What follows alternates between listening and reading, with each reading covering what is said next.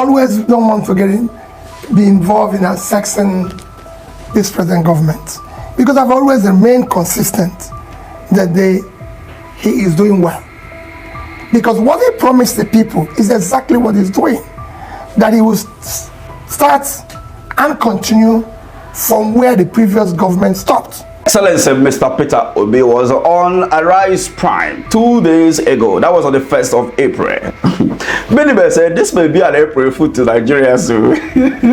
We have seen a lot of reply from the federal government and those working for the president and presidency, reporting and saying all manner of things regarding the interview granted by Mr. Peter Obi to Arise Television, where he criticized the kind of democracy practiced under this current administration, judging from the issues of the removal of the governor of Rivers State to all the things that he is doing currently.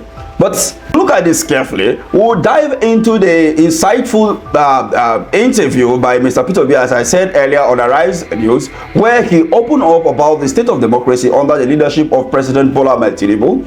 And do not forget that we will also be breaking down the key point from the interview, giving you an inside look at what Peter Obi had to say on the governance, democracy, and the future of Nigeria. The disarray is caused by government. If you are new to this channel, then you are on a new show on this particular platform where who are now reviewing some of the interview granted by some of the big political actors in Nigeria. So put on your seatbelts, hit the subscription button, put it on notification for more videos that will be coming up later. Well, I'm there because I'm there. It's not something I can tell you now. I am there today, and as time go on, Charles, if it changes, I'll tell you. But I remember on Labour Party, and these are one of the things I said I would do. All right, thank you. So let's hit the ground running. His Excellency, the former governor of Anambra State and presidential candidate of a Labour Party in the 2023 general election, Mr. Peter Obi, discussed several critical issues during his appearance on Arise TV. And first, he touched on the state of Nigerian democracy, particularly in reaction to the current administration.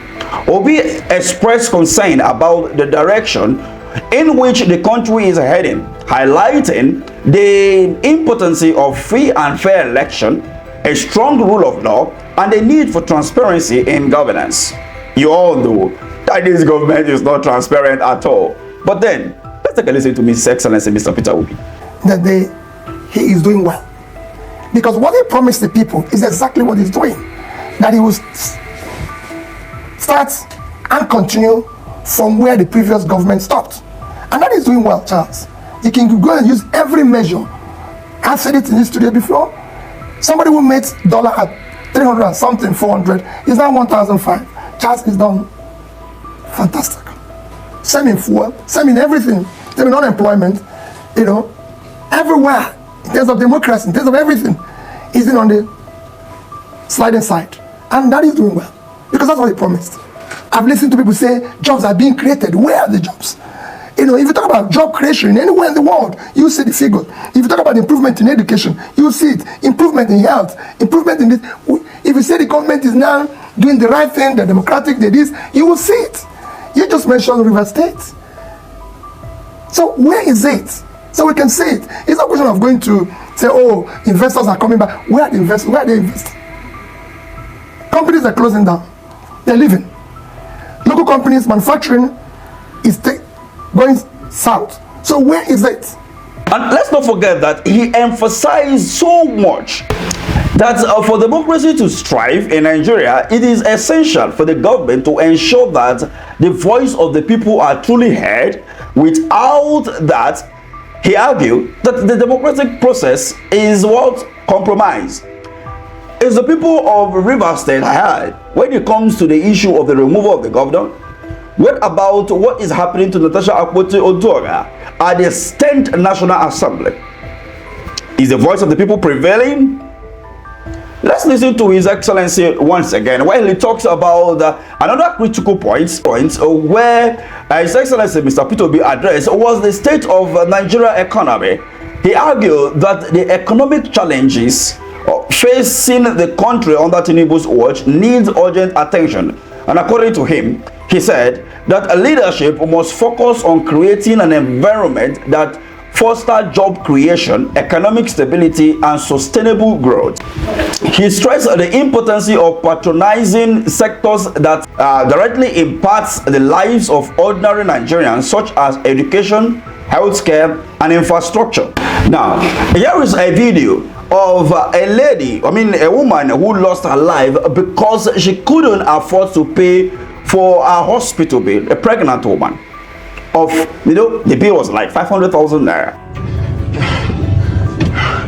Oh my goodness, Kemi, look at me, be strong, okay, Kemi, be strong, be very strong, yeah, look at me, look at yourself, think about your kids, please, you need to be very strong for me, you need to be very strong, please, move anywhere, go, I beg, anywhere. Be strong, please. Be strong. So, having listened to that, let's take a listen to what His Excellency he said regarding this kind of ugly situation which happened on a daily basis in Nigeria. I went to an IDP camp where we have thousands of people, no primary health care. They were begging me to have one nurse, which I said I must make sure. They don't even have primary school, which again I told them I will make sure it happens. So what are you doing for a country that just spent 21 billion naira to renovate a house for the vice president, which is not, hasn't packed in, is not living there, and you cannot even have a primary school for kids who are going to be leaders of Nigeria tomorrow, for people who pass through the same process to deny these kids this opportunity today. So it is not a democratic country. So it's not for the people. Now, on the security issue, Mr. Peter Obi said that security is another hot topic.